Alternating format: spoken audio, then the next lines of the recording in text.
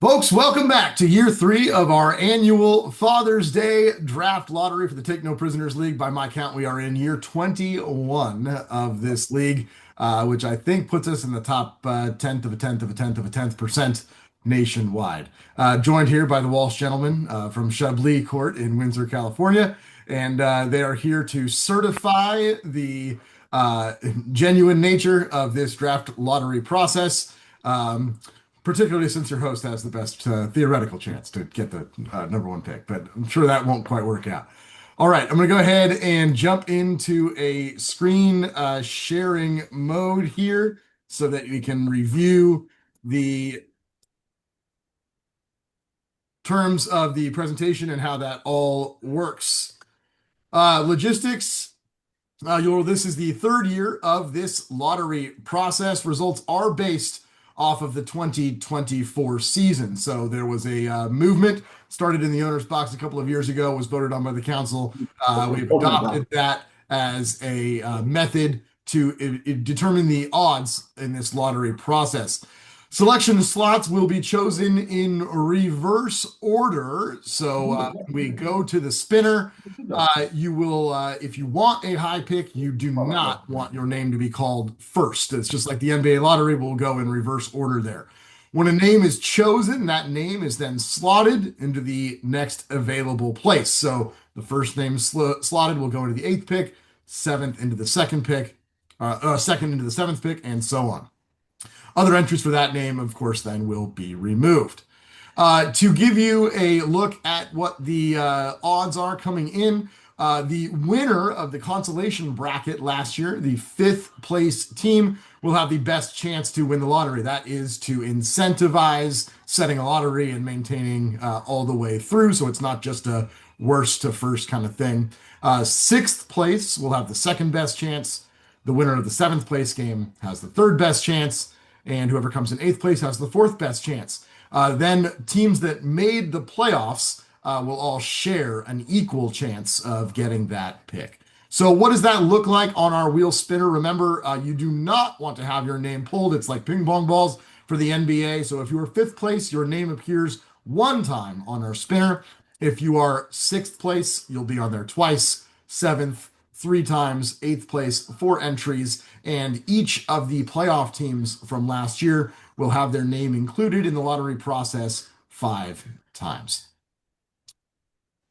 What does that actually mean? Well, just a little simple math for you. It basically means that if you have one entry on the board, you have a 3.3% chance of picking eighth. What does that mean for your perspectives for the number one pick? Well, it's going to change. The math will change depending on which people come off the board. So we can't exactly, or I, as a non-math teacher, can't figure that out. But whoever's fifth would have the best chance to get it.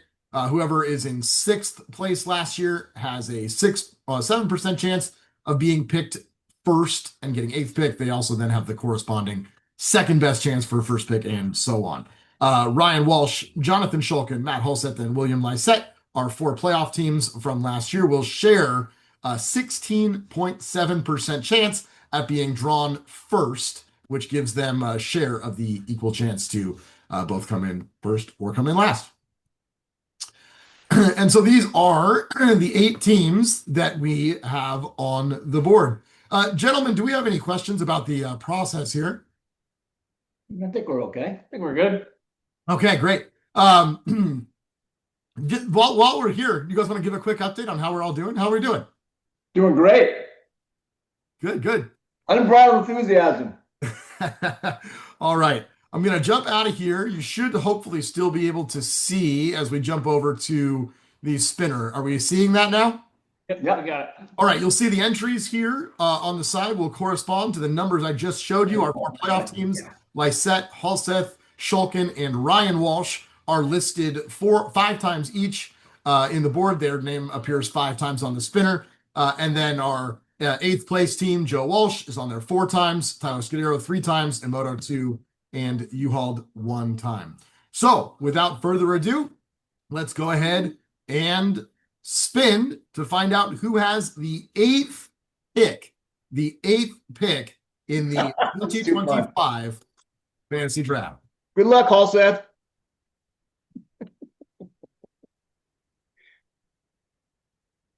No, not me. And Halseth has his name on there. Don't take it personally. Well, Halseth into 8th Did spot. that happen last year? No. We'll go ahead and list him here.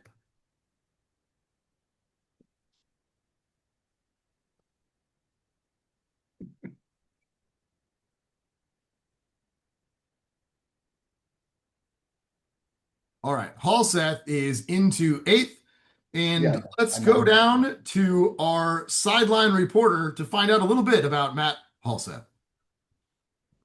Here he is. You can see slipping on the green jacket there. Came in 7th place in 2020. Oh, that's not correct. That needs to be updated. These numbers are incorrect. That's okay. It looks great.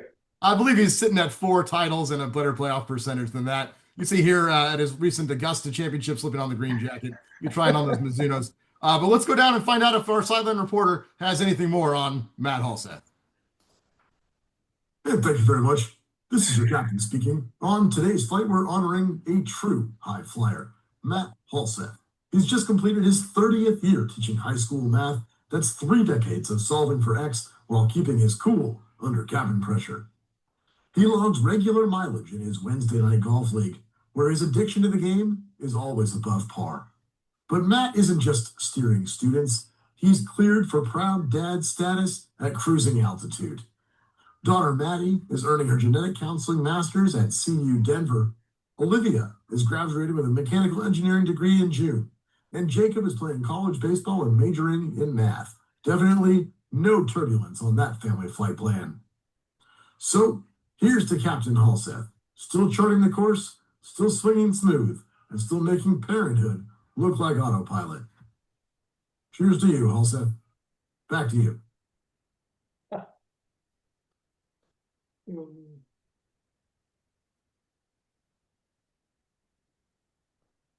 All right, that is Matt Halseth slotted in to number 8. We move on to number 7. Let's have number 7 coming now.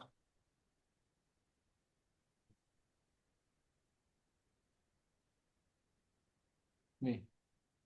RJ. That's all right. 7th pick is going to go to Ryan Walsh. Doesn't matter much lately with all the different quarterbacks. We'll go back to Ryan Walsh. So Ryan Walsh is going to slot in at 7.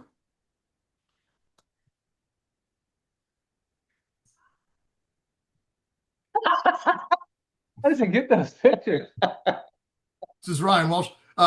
Pictures, Our graphics team is asleep on the job, so these numbers are not updated. So disregard the numbers. But it is an actual picture of Ryan being inducted into the National Disc Golf Hall of Fame here. You can see from the prior ceremony. So,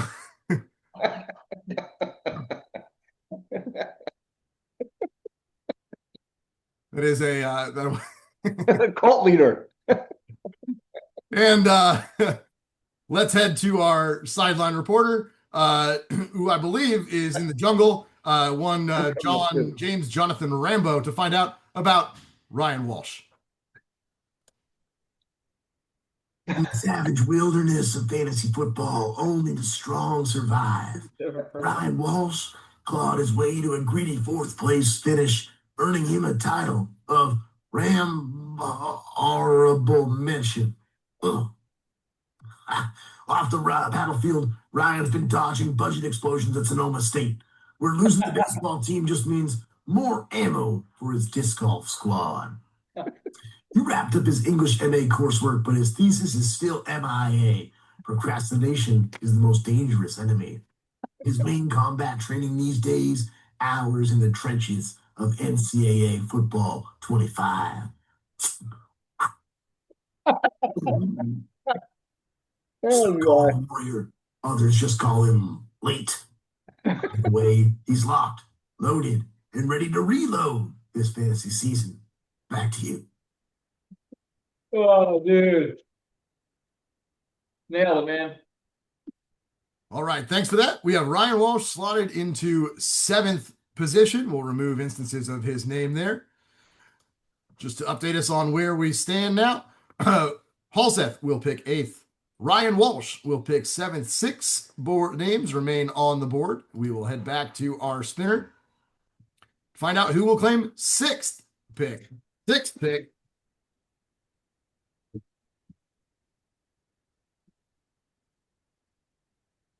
LBs. Oh, I dodged a bullet on that. It happened last year. Just dodged it. William Lysette, the defending champion, will The slot defending at champion. 6th. William Lysette. Whoop. Gotta move my thing here. All right. Lysette. William Lysette. Again, those numbers are incorrect. We have William Lysette, who has climbed the proverbial mountaintop to his first ever career title, where he looks down upon the rest of us. Will Lysette is just his second playoff appearance, but he made the most of it, defeating Matt Halseth in the championship last year. And let's find out. I think we're going back to the skies to find out a little bit about William Lysette. Well, thank you very much, ladies and gentlemen. This is your captain speaking, and by captain, I do mean fantasy football champion William Lysette. Last season, he soared above the competition, cruising at an elite altitude and landing himself a well-deserved title. But L didn't just stay grounded. He spent the offseason logging serious mileage, bungee jumping in New Zealand, hiking Half Dome, and backpacking through Havasupai like a man on a non-stop mission. He even made a layover in DC for some presidential sightseeing. Parades notwithstanding. So buckle up, folks. The Lysette jet is cleared for another victory approach. Remember, turbulence is temporary, but trophies are forever. Back to you.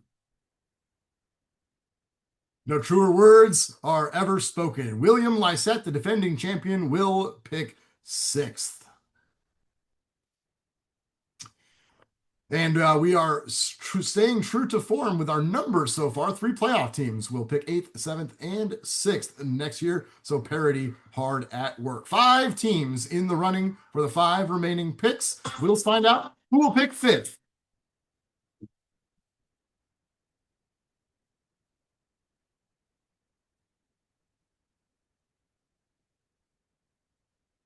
And it is Jonathan Shulkin. Jonathan Shulkin will pick 5th.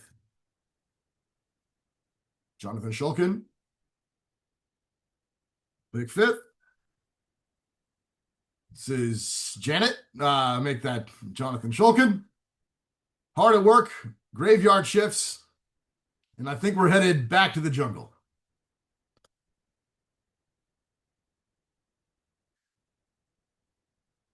Some say war is hell, but try finishing 3rd in fantasy football after a season of pure gridiron combat.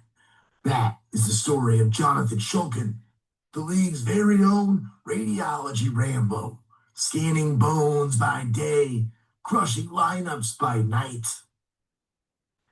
He's a father of 2, but still finds time to go first blood on the waiver wire. Last year, he gets 2nd place in a high-stakes miniature golf showdown with a good friend. Some say he lost by a stroke. Others say he lost much more than that. So don't let the scrubs fool you. This man's got dad strength, laser focus, and the quiet fury of a fantasy warrior ready for revenge. You drew first blood, Shulkin. Now it's time for your title run.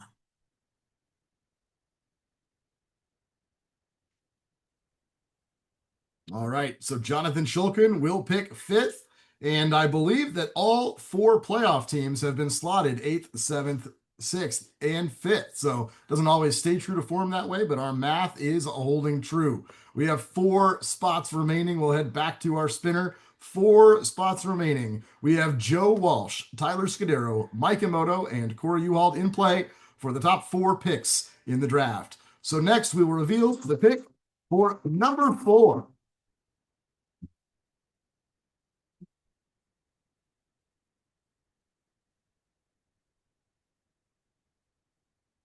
That is one Tyler Scudero. Tyler Scudero will pick 4th. Here's Tyler Scudero, captaining the U.S. handball team. does have one title to his name.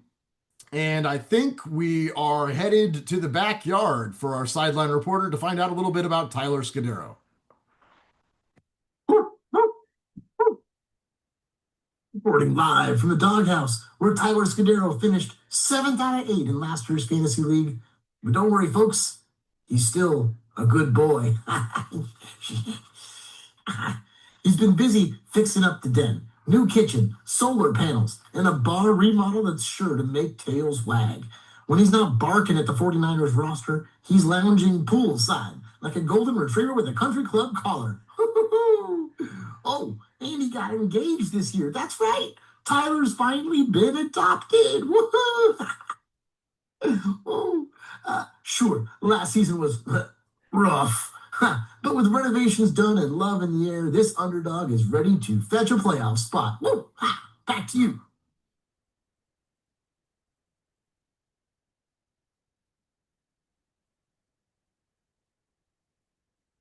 Yep.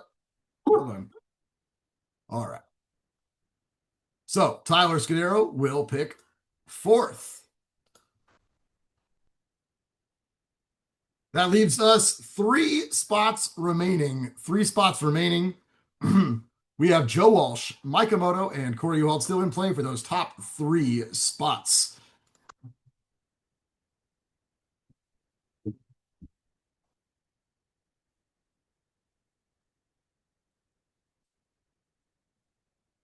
And picking 3rd is going to be Joe Walsh. We have Joe Walsh picking 3rd, a legend of the game. He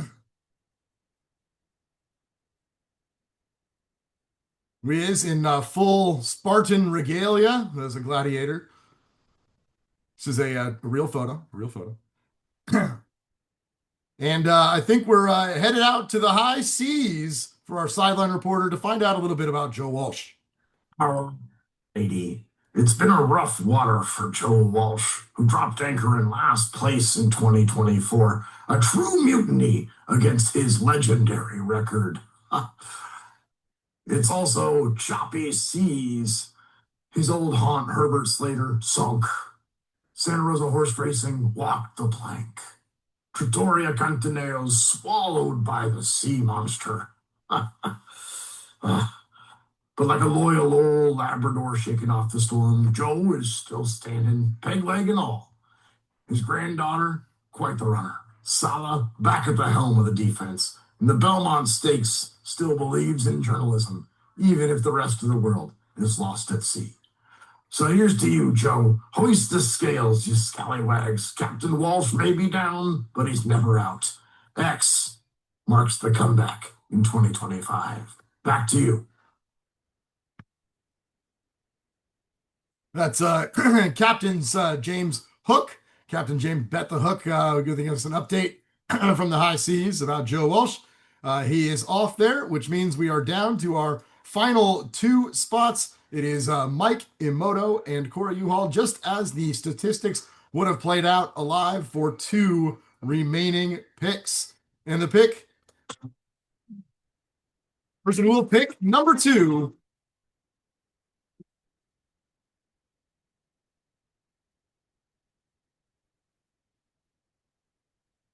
is Uhald. Uhald will pick 2nd.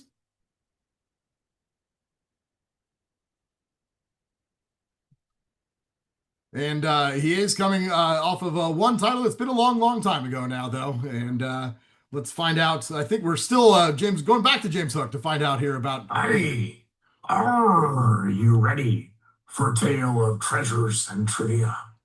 Corey is a leadership teacher by day, podcast blunder and commuter by dawn and by dusk and evening and early afternoon and midday and all around the clock. He's got 2 kids under 5, a golf swing that makes landlubbers seasick, twice as many tattoos as fantasy titles, both pretty low numbers. When he isn't spending hours a day trapped in a land-bound schooner, he's gambling on sports like a pirate, betting the ship, running pub trivia like the captain of useless knowledge that we all know he is. So here's to Corey. You might not win the league, but he's got half decent jokes and enough caffeine to survive the open seas of parenthood. Don't let him bullying you out of this one. Back to you.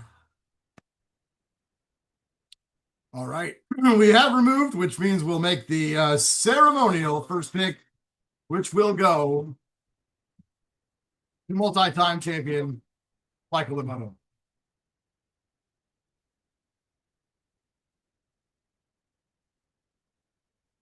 So Mike Emoto will pick first in this year's draft. Coming off of a classic season as a striker for the Liverpool Football Club. He is a 6th place from last year, and I think we need to find out a little bit about where Mike's at.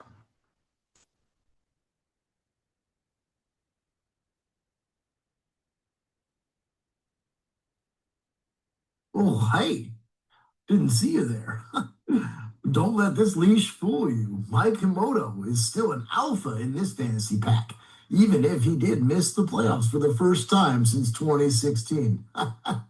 That's right. After years of dominance, our big dog finally took a nap. But while his playoff streak went Rockies, Mike's been living the Saigon dream, sniffing out new adventures, breaking hearts, and chewing shoes across Southeast Asia. He's been moonlighting as a Vietnamese tour guide, fetching birdies on the course and chasing the high of late night sports streams like a lab with a laser pointer. Woo, zoomies. With family happy stateside and solar panels going up from Maine to Illinois, this pup still got plenty of bite. Don't count him out. Emoto always finds his way back to the top of the dog park, peeing on fire hydrants and all. Back to you.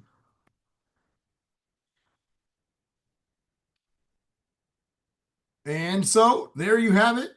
Our fantasy football draft for 2025 is as follows. Picking 8th will be Matthew Halseth. 7th is Ryan Walsh.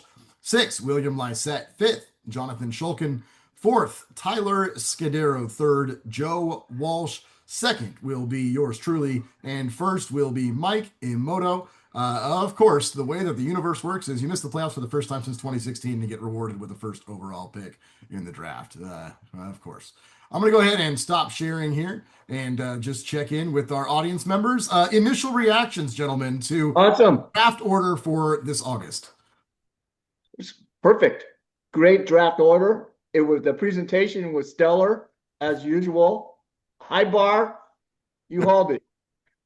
That was great. We had some big ideas, but at 11 o'clock last night, we hadn't done anything yet. So we had to throw stuff together a little bit at the last moment here. Oh, it was awesome. So I hope you guys enjoyed. Hope everyone out there is enjoying a great Father's Day and taking care of yourself. I'm on summer break, so I'm feeling good. But Oh, good for you. and Thanks. I've got Corey. kids that will take care of themselves in the other room while my wife. How about the Cheerios? It's time intensive, It is. labor intensive. It takes a while to get to those Cheerios. Smart move.